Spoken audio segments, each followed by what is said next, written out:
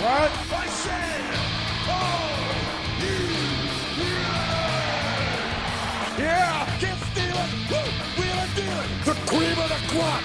Nobody does it better. I got 141 and 2/3 chance of winning. But brother, I am bad and they know I'm bad. I'm the man of the hour, the man with the power. You sleep to be sour. It's showtime, folks. Welcome to the Grill Out. From the heart of Shillian, West Virginia, here's your host, Hollywood Jeff Petty. Welcome back, ladies and gentlemen, to the Grill Out.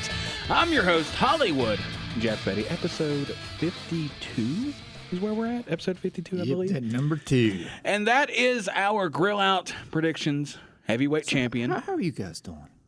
We're doing all right. I'm doing pretty good. Lincoln Park is back, and I'm still the champion. Oh, yeah, that's right. You are a big Lincoln Park fan. I'm a big Lincoln Park fan. Yes. I'm wearing a Lincoln Park shirt right now. Yeah, I'll have to ask you about that when we get off the air. That's Josh Cole, baby. Yeah. And then over here is the most humble man on the face of the earth. Your sabotage didn't work. Just Jason. You know, I heard, Josh, you talking about last week I was trying to sabotage you, and that is entirely false. I was reading Fake news. The predictions that you gave me. You know, in the past 2 weeks, you all have been doing a lot of talking about me, and that's perfectly fine, because I haven't been here. I've been on an East Coast tour. Ooh. Doing public speeches about forgiveness and embracing what you've done wrong and just letting it go. So I accept your all's apology. And for that, you're welcome. You're putting off like big time brother love vibes a little bit. What do you mean? Like, let me ask you this: with your public speaking, is Yes. Is it in like a place, like an actual building, or in a tent? Neither. Not. Whoa. Okay. All right. Where are they at? Usually I just kind of do public gatherings where they happen. You know, whether it be in kind of plazas, outside of Madison Square Garden when people are in line for an event.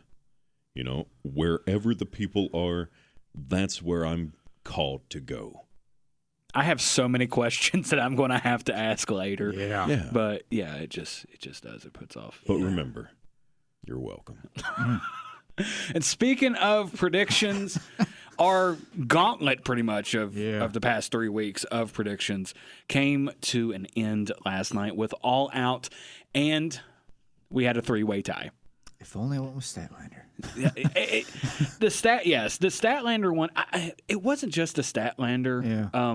Well, but here's match. the thing. It's great. You know, Josh, you didn't win. I didn't win. Jeff, no, I'm sorry. Josh is still the champion. Yep. So everything's fine. You know, I don't do this to become a champion. I do this to have fun and be with my friend Jeff. Just because Ivy's been watching Dance Moms so much, every time I hear somebody say we're having fun, I think her name's Abby. Wait, Dance Moms is still a thing? Well, no, it's not. She's just been watching reruns of it. Like it's like a car crash. Like you can't look away. And every time I hear somebody say we're having fun or something along those lines, I think of like Abby, the person who like the coach, and just a meme of her going, "We're having fun." That's a great anecdote, Jeff. I'm glad you could bring that to the show. I'm so glad I could too. Because I'm just here to help boost you two up, you know. And again, for that, you're welcome. Abby the Witch is on Dance Moms? No, not that Abby. But no, as far as All Out went, we did have 6 matches. I think there was like 12 altogether. There was a few other ones added in there at the last minute. 3 pre-shows. Yeah, as per usual. That's what happens. But all 3 of us chose Danielson. I did not choose Garcia. Both of you went with MJF. MJF won that match. And that's okay that you didn't get that one right. That's fine. It's okay, yes.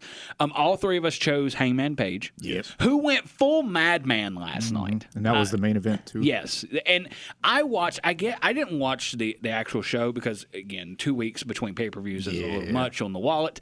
They did have a deal on that though, but yeah. Did they really? Mm-hmm. What was the deal? It was some kind of I don't know what the price was, but they had a 2-for-1 kind of bundle thing. Oh, see, I feel like they should have pushed that a little more, but maybe. So instead of $60, you could just pay $120 and get both. Exactly. That's how it is. Or $100 for both. Yeah. Actually, no, I think they're what, $50 a piece?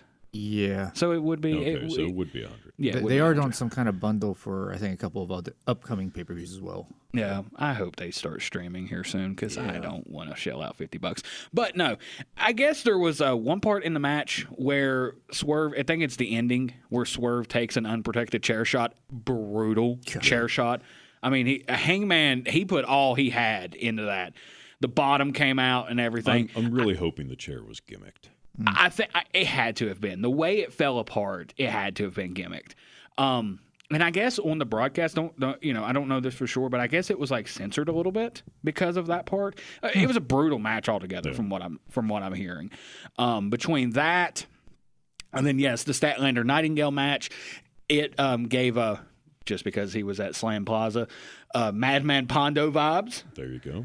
There were light tubes brought in there. Okay. Yes, they had light tubes and all kinds of other stuff for their Chicago street fight. MJF won, but he was written off of TV after Garcia gave him a elevated pile driver of some sorts. Danielson gets kicked out of BCC. Yuta is trying to help Danielson. They're holding him back and everything. Pac he's holding Yuta back, and they're pretty much like Moxley put a plastic bag over Danielson's head, and then the crowd starts chanting that this is murder, or something like that. I'm kind of curious what Yuta's going to do here because him and Claudio and Pac are the trios champions. What Yuta going to do? Yeah. Which, that's I thought about that too when I was like, oh yeah, they are the trios champs. So that's going to add a crinkle to that. But no, and apparently there was a CM Punk chant that broke out and it got booed. So I that's what I'm reading online from some of the. Let it go. Yeah, but it's kind of interesting that happened in Chicago. Yeah. The booing part, not the CM Punk part. Ospreay and Pac apparently tore the house down. I watched some clips of it. I mean, fantastic. Have they figured out whatever that backstage thing was? Not that I know of, not off the top of my head. That's pretty much all that I got. I know that Okada won his match. He retained his title. So there's a couple other things, but that's Monet the main. retained hers as well. Yeah. From what I'm hearing, again, for the second second pay-per-view in a row, the TBS title match is the weak match on the card. Well, let me ask you all this. The hype that has followed Monet, I don't think it's warranted. I think a lot of times in WWE, it was the others making her look better than she really is. I could see that, because like when people do bring her up, a lot of the matches that she is credited with having a great match involves somebody from the Four Horsewomen, whether it be Charlotte, Becky, or Bayley. So what does she do well? And I'm not saying I can do it. I know. By no means. I don't think I could. I'm just wondering, what in a match does she do well that really warrants all of this hype with her? Only thing I can think of off the top of my head, and it's not even really that she does it well, it's more scary than anything, is when she does take a neck bump.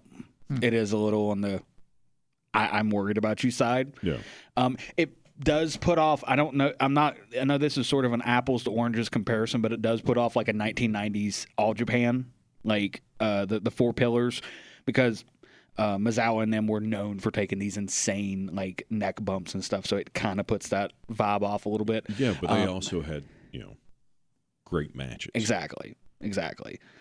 And again, Monet, when she does have a great match, there's normally one or more people from the Four Horsewomen that she's a part of, that she is unofficially a part of. It is an unofficial group, but one of those other three are in the match with her. Yeah, but is she the fourth other than Bianca? Yeah. But I think Bianca's fantastic anyway. But is Monet that fourth horsewoman who just keeps getting cycled out, like in the Four Horsemen? True. I think you could make that argument, but she hasn't really been cycled out. Like it's not like how it was with the Four Horsemen. Now then again, with the Four Horsemen, they were an official group. Yeah. Like, they were on screen, this and that. Yeah. The Four Horsewomen is more of an unofficial thing. Yeah. So she more hasn't of an been ideology. Yeah, pretty much. Yeah. Because They were basically like the 4 pillars of NXT, if you will, the women's division. Exactly. That's what I was getting ready to say. Them, and I would say unofficially, but she started to come about in the main roster. Alexa Bliss would be somebody else that you could possibly, but she was more of a valet in NXT than she was an in-ring competitor. Yeah. So, but you say, I think Alexa Bliss in ring is better than Monet. True. I can't really argue against that one. I think Alexa Bliss is another. She's another very good wrestler, very good female wrestler, or just very good wrestler in general.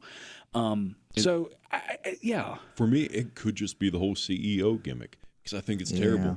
It is. I think it's a god awful gimmick. Yeah, like even in WWE, the whole boss thing just got annoying after a while. Yeah. It's boss time. Okay, Michael. Then again, that's when Michael had Vince in his ear. Yeah. So he would probably still say it though. Probably. Vintage boss. He does like to say vintage in front of things. Vintage car. True, but that's My mom made steak, vintage steak. This is vintage mom cooking.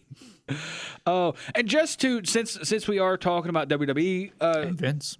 yeah, and Vince, we'll get to the Vince documentary, but real quick, it is rumored right now that WWE Saturday Night's main event will be returning. Well, that's not rumor. It's Have they made it official now? Mm-hmm. Okay. Well, this is coming from CageSideSeats.com. WrestleVotes report that WWE is set to announce, I believe, and they've already announced it. Have they? Have they already announced it, Josh? I think so. Okay. It's set to announce a, quote, live primetime special on NBC, end quote, that some within the company believe would take place this December on a Saturday night. Even with only those few details, speculation immediately began about the return of Saturday Night's main event, a series that aired on NBC late nights in the late 80s and early 1990s when Saturday Night Live wasn't running.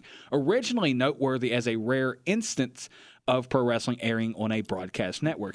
NBC also revived Saturday Night's main event for a few years in the 2000s, airing its final episode in 2008. And according to the latest Wrestling Observer newsletter, that speculation is correct. Dave Meltzer writes that WWE sources told the Observer, quote, that the return of Saturday Night's main event will be announced very soon, end quote, which WrestleVotes later confirmed as well. Well, I'm glad we have another night of pro wrestling because now there's no open nights? Well, this unless you have it's Sunday, but that's typically pay-per-view area. This is probably like how Battle of the Belts is, just something every few months or something. So yeah, maybe something special that they do. I think it would be cool if they're going to do this, the Saturday Night's main event, because haven't they used it for house shows? Yes, yeah. It would be cool if they would use that as like a special house show type deal, like.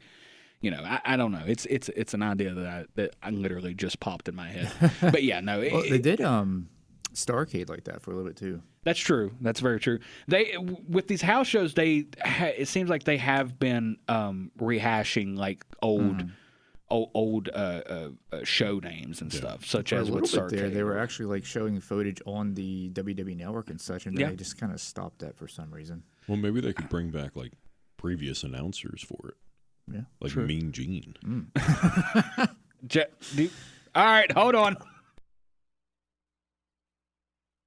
Why didn't anyone tell me this? Why do you not know this stuff? How am I supposed to know?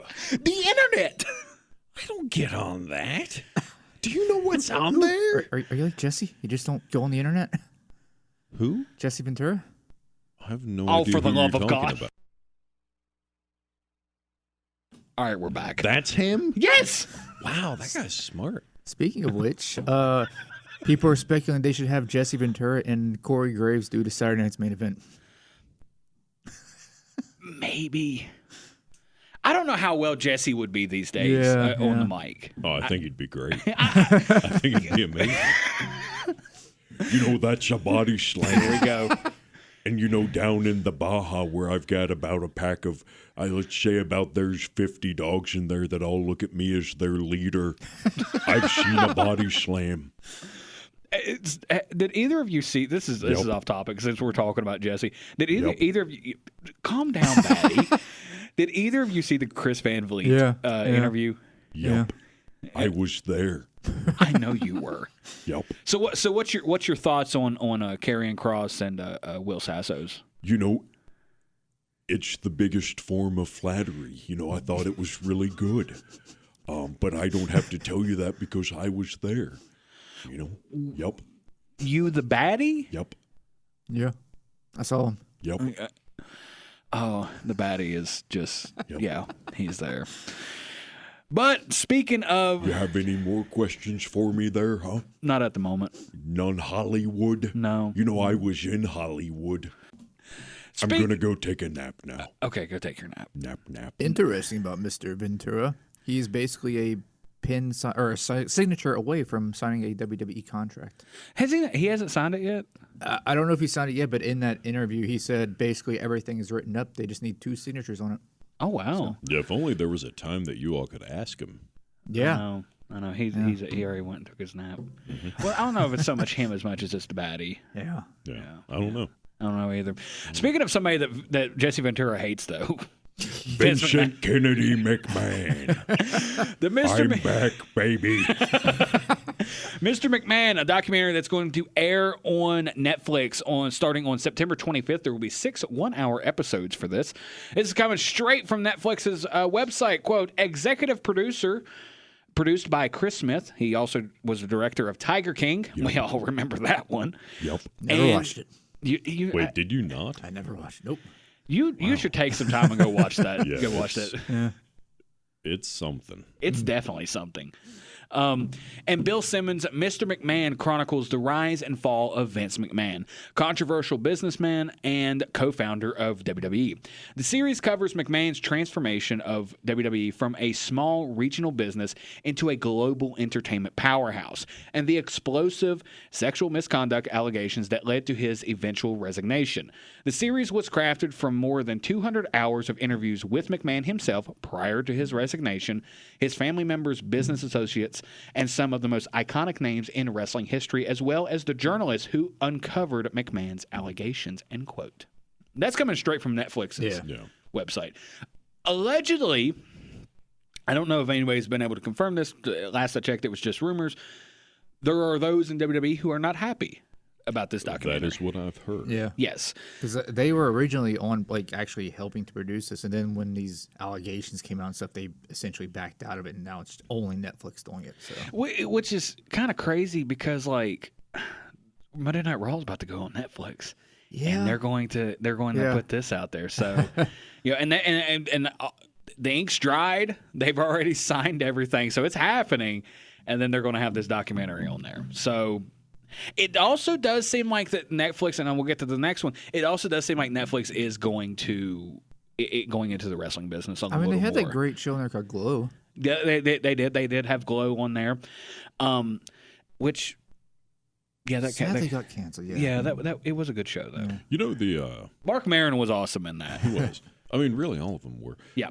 There was an actress on there. She plays like the she-wolf character, Gail Rankin. I don't.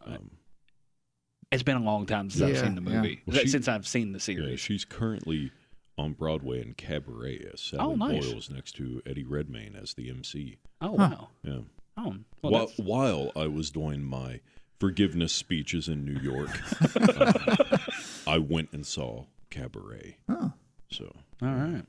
And like I just said, with Netflix, they are going further into wrestling. Dump Matsumoto, a documentary about her, is coming out. This is, again, coming from Netflix's website. Quote, how did one woman whip Japan into a frenzy? Launching on September 19th, the Queen of Villains unveils the story of Dump Matsumoto, the most terrifying heel during the golden age of women's pro wrestling in Japan, a.k.a. Joshi Wrestling. Spanning 5 episodes, the series explores the events that led to her rise decades ago. From the 70s to the 80s, female pro wrestling tag teams like Beauty Pair and Crush Gals became national icons. They captivated Japan not only by competing, but also by singing and dancing in the ring. On the other side of this was Dump Matsumoto, the sworn villain of the Crush Gals. She made all of Japan her enemy, wreaking havoc in and outside of the ring, but once upon a time, young Dump Matsumoto was told she was too kind to be a villain. What events made her one of the most disliked figures in Japanese wrestling history? End quote. I'll say this. I don't know that much about her. I've never heard of her before this. I know Aja Kong. I know Bull Nakano. Monami Toyota. I think I got that correct. I know a few from that period. I don't know that much about her. So me being the Japanese wrestling person that I like, that likes this kind of stuff, I'm looking forward to this because I love to learn new things with wrestling. Yeah. I just do. And also like Joshi wrestling is it's great. It's fantastic. It is what you would expect from Japanese wrestling, just in a female form. Julia, who is going to make her debut this week on NXT against Chelsea Green. She is well known for her Joshi wrestling in Japan. Now there are rumors about does she stick with the same stiff style that she had in Japan. Some are saying she is. Some are saying she's going to change it a little bit. I would say that she's probably going to change it a little bit just because of look at Nakamura, who is quote unquote the king of strong style, came over and he did tone his style down. But that was also under a different era too. That's very, very true. Very good point. I almost feel like this debut match, we might see a tiny bit of that strong style or whatever, and then maybe in the big matches we'll really see what she can do. Yeah, that's true. She has a title match come up as well. So yeah. So we'll see about that. We'll see how her debut goes. The semi-stick on Netflix, they were going to do a Hulk Hogan documentary, but that has, I guess, been canned. So yeah. Was that a documentary or a biopic? I was going to say, wasn't that? Pretty sure it was a biopic. It might have been Chris Hemsworth. Yeah, I was going to say Chris Hemsworth was supposed to be in it, and they canceled that. So, just to close everything out, I just want to give a shout out to Adam Harris and Regatta Pro Wrestling for Slam Plaza 3. We got a shout out there at the show at the very beginning. It was a great show, awesome crowd. It was a little on the hotter side at the beginning, just because we're in the we're still in the summertime. But as it went on, it cooled down. It was a lot better. That's out of their control though. I was not there for work. I was there purely as a fan, and then some work stuff came out of it. So just want to say thank you to Adam and them for giving us that shout out for telling people about us. Yeah, because we do. We work. We do what we can around here. We work our butt off trying to let people know about local wrestling. And we're going to stop it right there. When we come back, we'll have the top 50 WWE themes from Bleacher Report and also a couple of announcements. Stay tuned.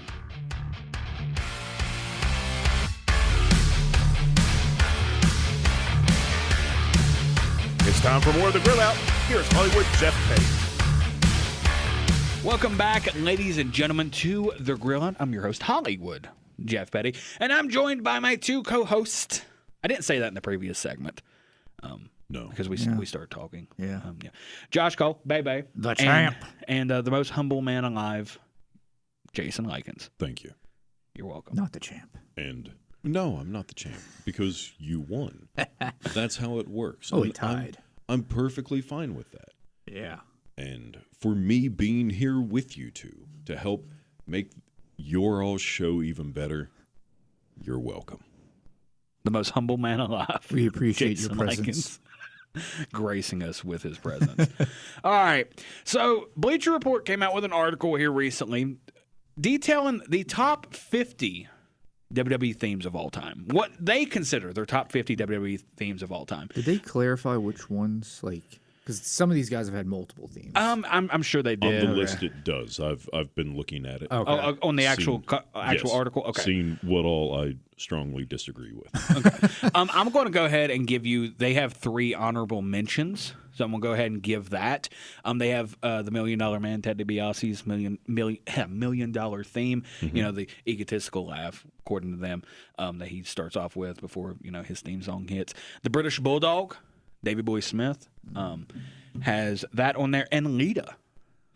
Lita had a good theme for the time. Yeah. I mean, it was very 2000s. Here's part of my problem with this list. Okay. For me, songs that should be on this list are songs created for that person. Mm-hmm. So if you have Randy Savage, who had an amazing song, wonderful song. Pomp and Circumstance? Yes. Yep. And he is number 4 on this list. Mm-hmm. But he used a great song that was already made. True. Like CM Punk with Cult of Personality. It's a great song already made. Yeah. For me, it should just be songs made for that person. Like songs that were created through somebody like Jim Johnston. Yes. Okay. I'll say that I see. What if it's a case of, like, say, Bray Wyatt, who worked with Code Orange to make the song? That's different because the song was kind of made for him. Okay. So, for example, as much as I am not a huge Hulk Hogan fan, Yeah. he's number 11. His should have been in the top 10. True. It is very iconic. Shawn Michaels is 12. Easily a top 10. Because Wait a that minute. song, Shawn Michaels is 12? Yes. Oh, wow. Hold on. I'm scrolling. Easily a top 10. Okay. Let's see. Holy crap. Okay. Got Cody Rhodes. Yeah. Shawn Michaels, number 12. Wow. Sexy Boy is not in the top 10. No.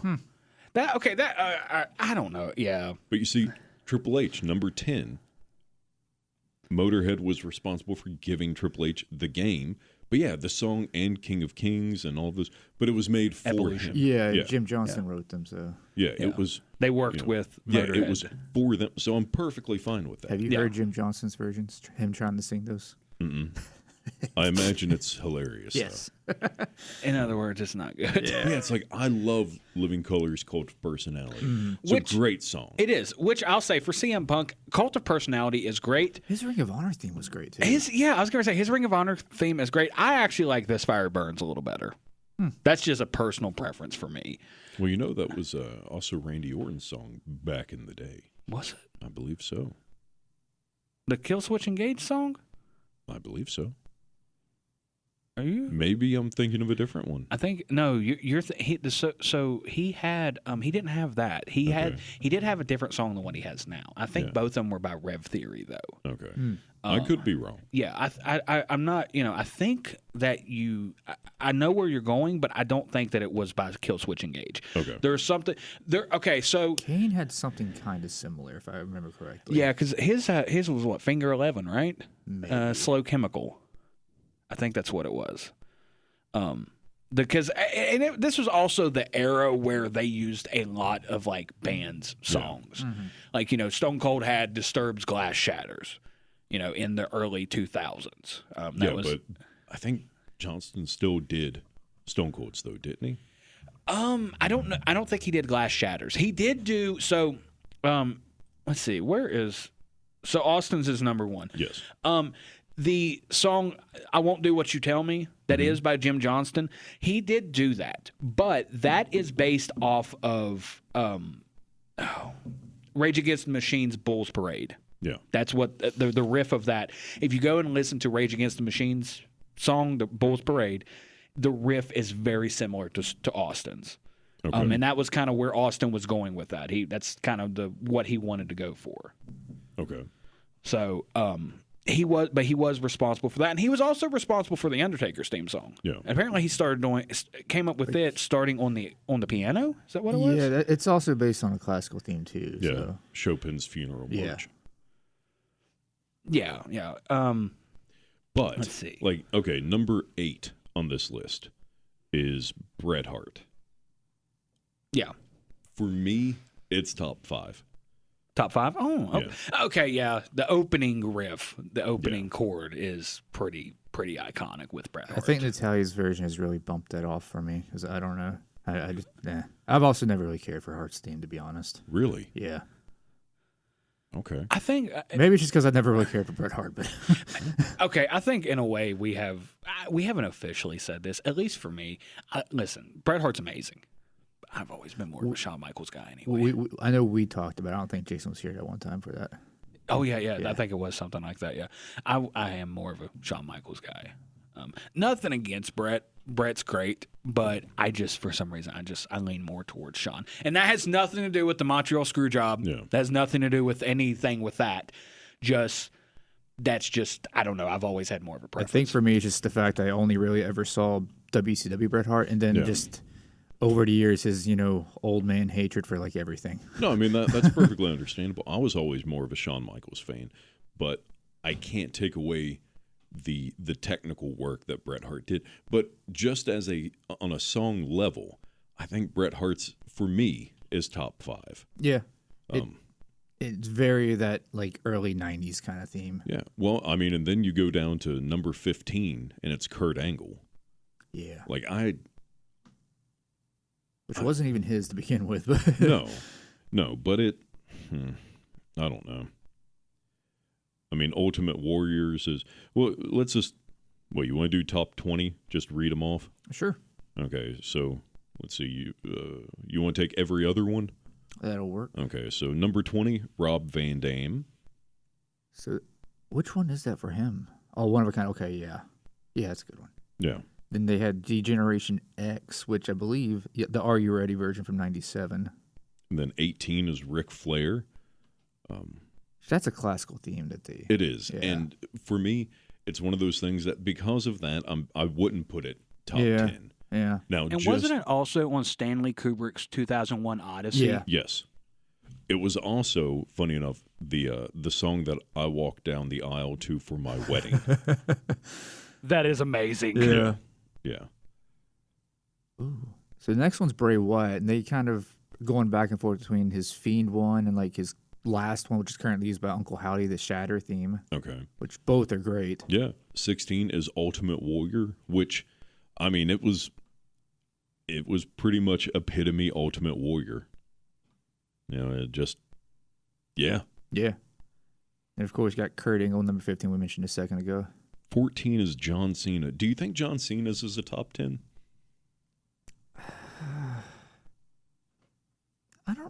Maybe. It's super recognizable, especially like in today's time. Yeah. But I also really liked his first one he had, the Dr. Thugonomics one. Yeah, I prefer that one. Yeah, in some ways, yeah. I know that this one, the Time Is Now one might be more recognizable, but I just liked the persona that John Cena had with the Dr. Thugonomics. Yeah. It was a lot grittier. Mm-hmm. And I just preferred it. When he was actually a heel. Yeah. And number 13, Cody Rhodes, Kingdom. What do you think about that? You think that one should be 13? It almost feels too recent to really put it up that high, maybe. Yeah. Well, Jeff, you've been quiet. What do you think? 13, Cody Rhodes? 13. I think that's pretty reasonable there. So Cody's song, especially since he came to WWE, has sort of taken on a life of its own in a way. Yeah. There's you do have the WWE crowd now that is, singing along to it and everything. And also with your criteria about this, didn't they write this song for Cody? I think so. Like inadvertently they wrote it for Cody. I believe they also did like the Miz's theme and a couple others. Okay. All right. See, and I think Downstate is they're like big wrestling fans too. So and I think the Woe in Kingdom, it's a reference to previous Cody Rhodes themes. Yeah. Like every single one. Yeah. Yeah. I don't know what his deal is with that. But I mean, also, if you want to go based off of like audience participation with entrances, Yeah. you got to put Fandango up there. True. I mean, they would sing and dance. Yeah. I mean, that was always a cool visual. And then 12, like you said, Shawn Michaels. That I agree with you. That one should be higher. I think it should be top 10. Easy.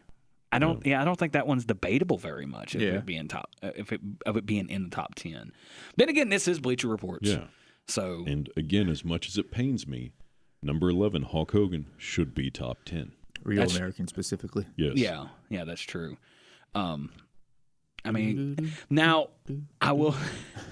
I of course I didn't see Hogan in the NWO.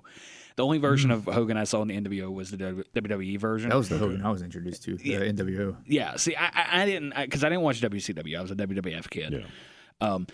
I do like Voodoo Child. I mean, I like Voodoo Child anyway. Yeah. I mean, it's a great Jimi Hendrix song, but I don't. But it's a great song. True. Yeah. Yes. It's not just a great wrestling entrance theme. True. Like it's not Hogan's entrance theme. It's Voodoo Child. Okay. Like if you hear Real American, it's like, okay, that's Hulk Hogan. You hear Voodoo Child, and you're like, oh, it's Jimi Hendrix. True. Unless you're listening to the Stevie Ray Vaughan version, then you're like, that's not Jimi Hendrix. Yeah, I kind of forget that Stevie Ray Vaughan did a cover of it. But yeah, also number 10 being Triple H. I don't think that one's very debatable putting it into the top 10. Yeah. Because that era of the game of King of Kings of Evolution. And no, Evolution isn't specifically his theme, but just Motorhead churning those out.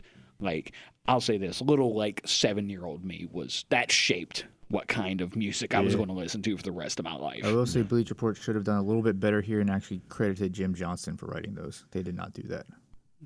Do better, Bleacher Report. Yeah, do better. Yeah. That's what I've been told before. Do better. Baby.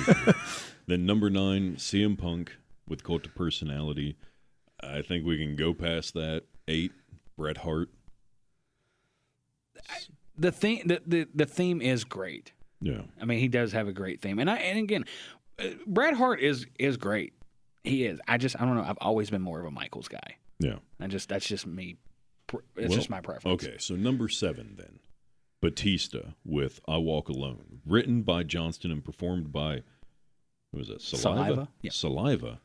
Jeez, I'm okay. Okay, so Saliva did. They had. It was written by Johnson. I didn't either. Saliva was like really big in the mid 2000s. Okay. I think they did the theme. They did the theme for WrestleMania 23, which is called "Ladies and Gentlemen." It's a great song. Okay. So yeah, Saliva was like they were. You know, like Limp Bizkit was really big in the early 2000s with WWE. They were kind of the Limp Bizkit in the late 2000s for them, sort of in a way. So do you think Batista's should be in the top 10? I don't think so. Really? No. Okay. I think it should be top 15. Knowing that it's Johnston, I might say top 10, maybe, but high up there. Yeah. I'll say it. When I think of great theme songs, Batista's does not pop in my head. I always also think about the entrance with the whole like machine gun thing too. Yeah. He was actually talking to somebody he was doing a movie with here recently, and somebody was explaining to him. I think it was Chris Van Vliet that was explaining to the person about what his entrance used to be, because like he was talking about how he misses the crowd and everything, and how it is sort of a drug to go out there and feel that energy. But he the way his career ended, he wants to keep it that way. Well, Josh, let me ask you this: you take out the pyro, is it still top 10? Because what the list is entrance music, not just entrance. True. It might be, because I've always really liked his theme. So Okay. All right. So number 6, The Rock. I don't think that can really be up for debate that it has to be top 10. I mean, even just the pop with If You Smell What the Rock Is Cooking. Maybe even top 5. Ooh. Yeah. Okay. I think it may even make it into the top 5 for me. Yeah. Because you got the pop. Once you hear that opening, you know who it is. yeah. Like there's no ifs, ands, or buts about it. That DX and the Glass Shatter. And then also with the Undertaker's Dong. So with The Rock, though, which version do we think should be the best of his? Maybe. I don't know off the top of my head. I really like the Boss one. The Boss one is pretty sweet. It really is. I don't not Hollywood Rock. Mm-hmm.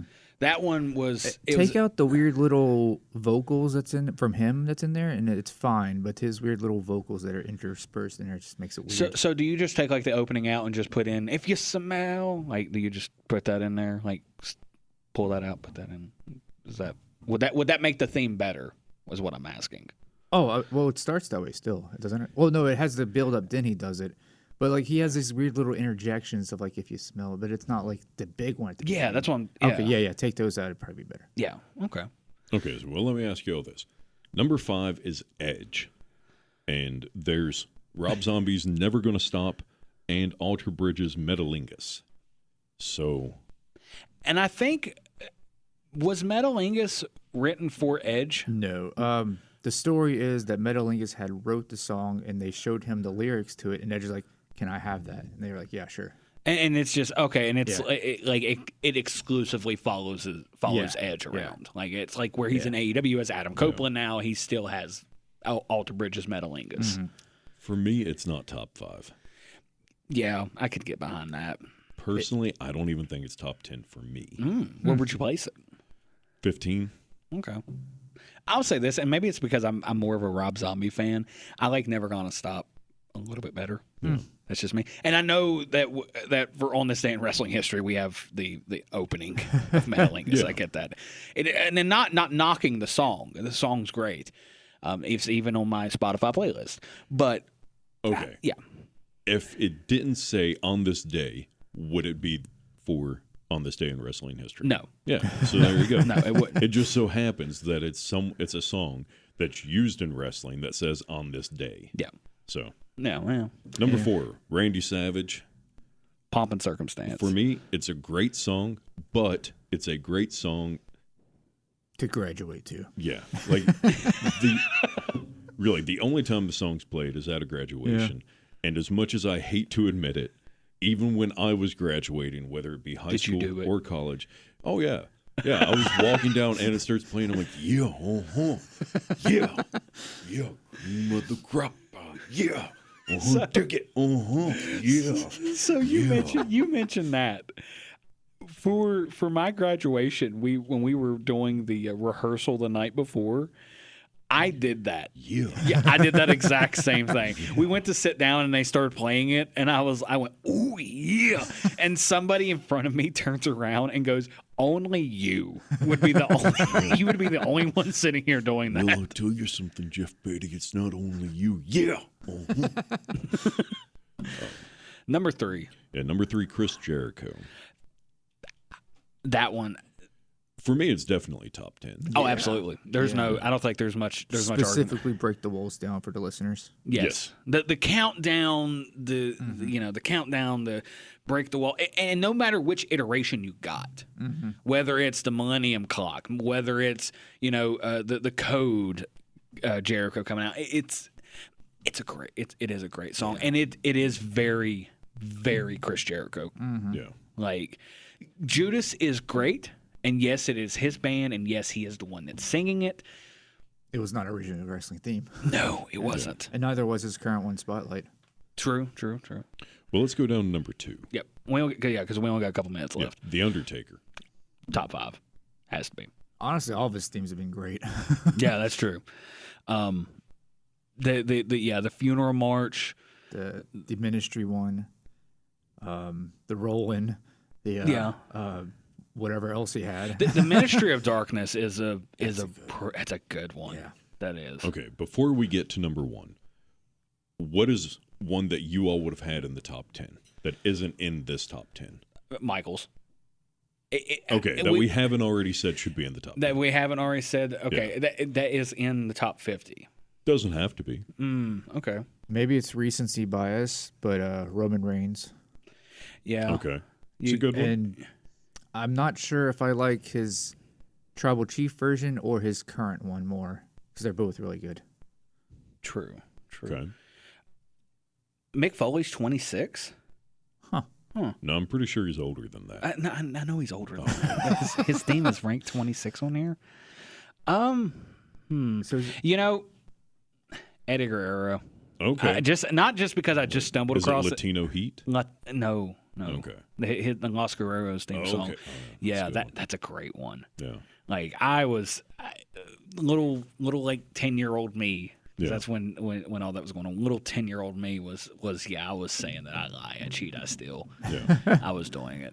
I was doing the whole Viva La Raza and everything. Like I think for me, one of them would have to be Booker T. yeah. That's an awesome one. It's just starting off with that "Can You Dig It" suck, and then I grew up with pretty much that in WCW because it's basically the Harlem Heat theme. Yeah, that's true. And then all the way up to a couple others that pop in mind from WCW, but were used in WWE.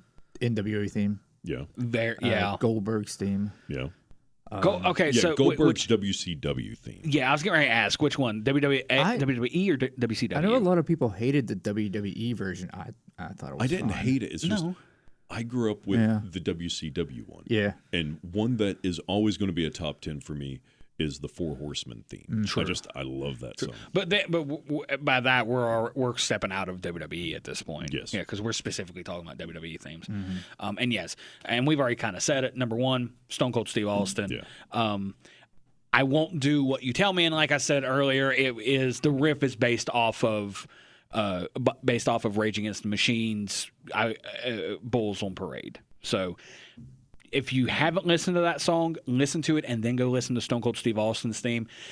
That glass shatter, no matter where it's at, is an instant pop. Yeah. Oh, yeah. Like it is instantly a pop because, and it's also a lot of it has to do with Austin's not around as much now and this and that. It's still like Stone Cold is like he could step away for. I mean, he has stepped away. Where he has stepped away for a long time from wrestling, he's still very, very popular within wrestling. I think even his merchandise is still in the top 10. Yeah, he's a cat daddy now. I mean, TikToks with him and his cats. Come on. He had, and he was Poncho also and Macho. He was sitting there having like the other day I saw a picture. He had one of his chickens in his truck with him while he's sitting there having a drink or something. Okay. So yeah, like if you haven't seen the Father's Day TikTok with where Poncho and Macho got him a Father's Day gift. No, I haven't seen that. It's pretty great. Okay. Never thought that Stone Cold Steve Austin would be a cat dad. Yeah. So we're going to go ahead and close it out there real quick. A couple of announcements because this show is 1 year old.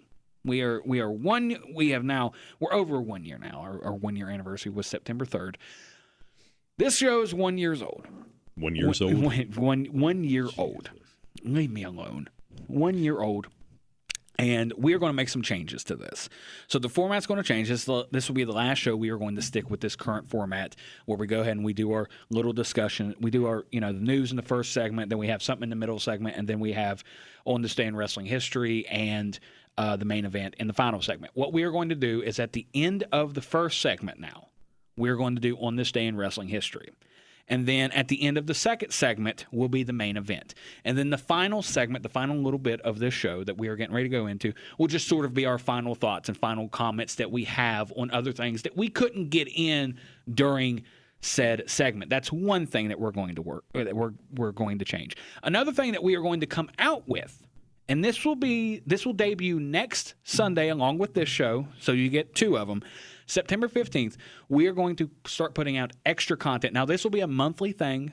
We're not doing this every week, okay? Because like I said last week, this isn't our day job, and I'm not meaning that in any type of way. Just to let people know that this is a passion project for the three of us. We're going to release what is called the Grill Out Hot Tag. And basically what it is just a shorter version of the Grill Out where we are talking about various different topics. The first, just to give you an example, the very first episode will be about the infamous Muda scale. So again, format is changing, and next week we will debut the Grill Out Hot Tag. And that will be a monthly thing. So With that being said, we're going to close it out there, and when we come back, we will have On This Day in Wrestling History and the main event. Stay tuned.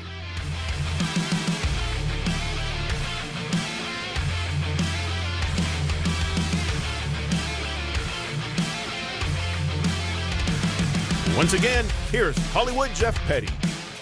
Welcome back, ladies and gentlemen, to the Grill Out, episode 52. I'm your host, Hollywood Jeff Petty, and I'm joined by my two co-hosts, Josh Cole, bye-bye, woo, the current Grill Out Predictions heavyweight champion, and then the most humble man alive, Jason Lykens. You're welcome. Thank you. Yeah. On this day in wrestling history.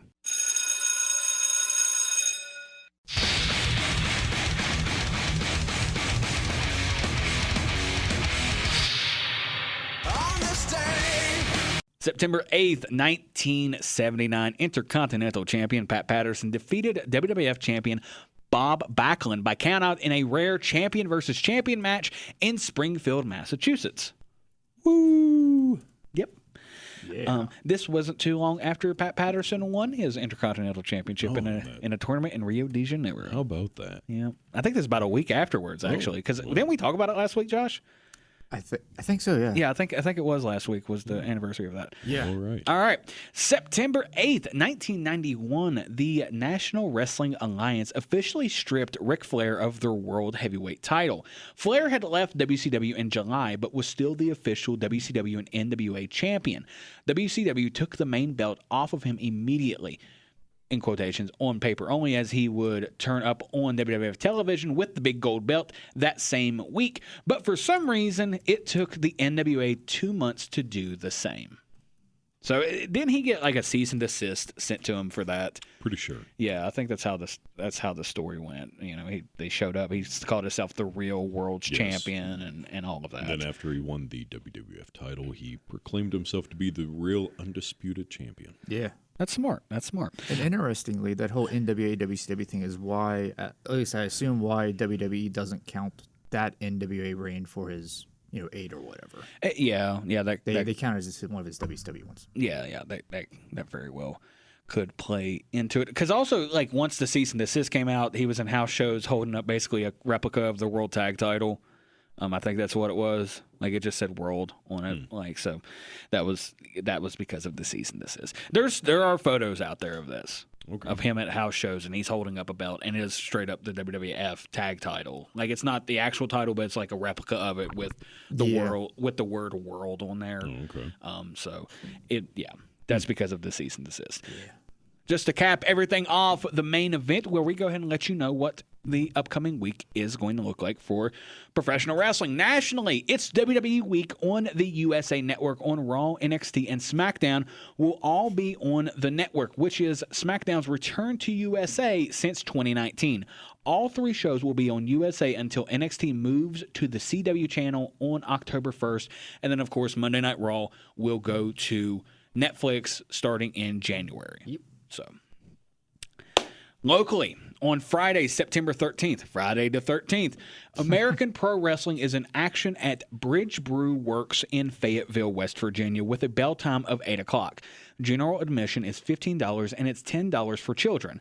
APW also does regular TV tapings every Thursday at 7:30 at the Mountain State Sportatorium in Beckley, West Virginia, with a $10 admission. And these shows air every Saturday at midnight on Fox 59 WVNS. I'll be honest, I didn't know that.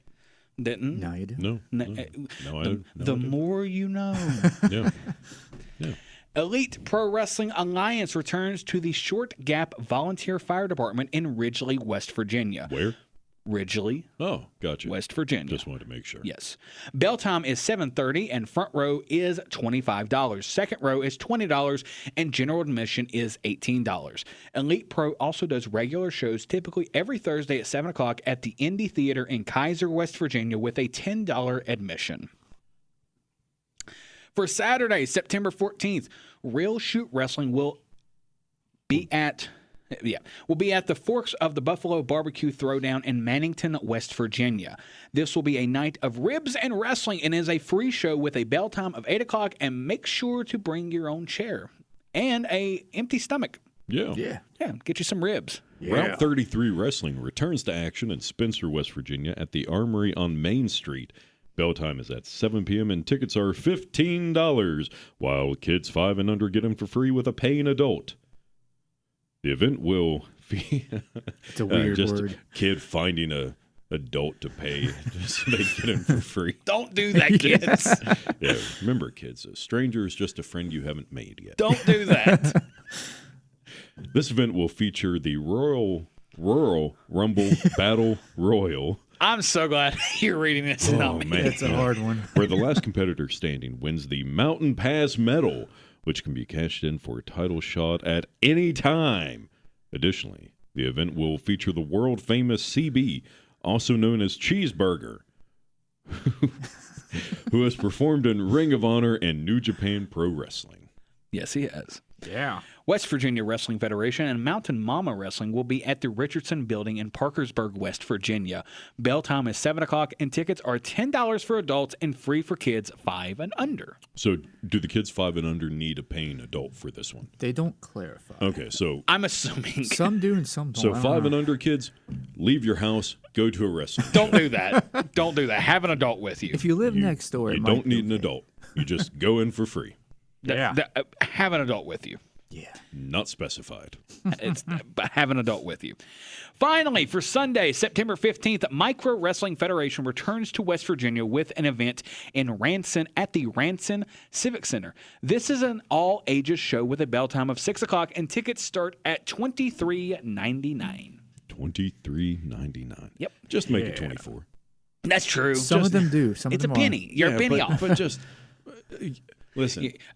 Yeah. You know what's better than 24? What? 25. My God, I hate you. I had to make the SpongeBob reference. Yeah. Yeah. And that's going to do it for us, ladies and gentlemen. You can, email us, talk to us, thegrillout95@gmail.com. You can also reach us at Facebook. We have a Facebook page, The Grill Out. Yeah, we got some interaction We recently. do. And to any promotion out there that is reaching out to us and wanting us to come to your show, we are getting around to some of that. Like I said, this isn't our day job. And any wrestlers who want to interview or something. Okay. Yeah, you can hit us up on there. We can work something out with with an interview. If you have a wrestling show and you want to promote it and through an interview, you can contact us on there. Or like I said, you can email us thegrillout95@gmail.com. We, like I said in the previous segment, at the end of it, we are making some changes to the show. The format's going to change a little bit, and then next Sunday, the Grill Out Hot Tag will debut with the infamous Muda Scale, where we will be talking about that. So, Yeah. yeah. So, and until next time, fellow wrestling fans, have a good one. You're welcome.